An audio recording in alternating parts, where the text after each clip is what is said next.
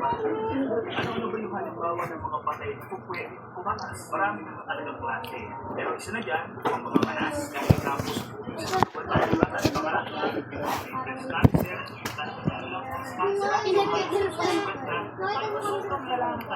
nauubliga na balutin ng kalukupan. Bilang panghuli na lang, karaniwan dyan sa mga nakawalan sila, kailangan balutin dahil kahit tinahin yung katawan na maaari pa rin tumakas ang patay. Kailangan lang tayo balutin ang kanyang natin na pangaari.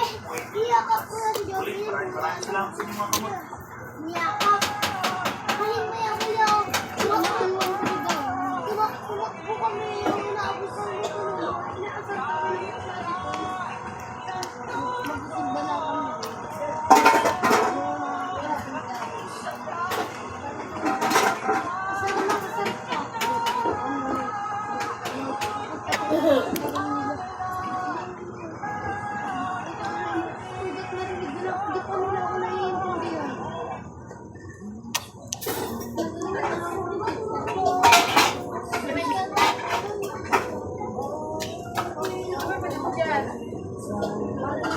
Ha?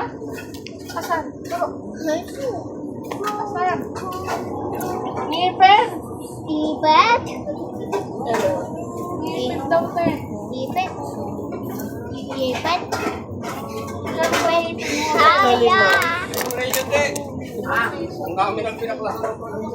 Bayad. Bayad. Ibet?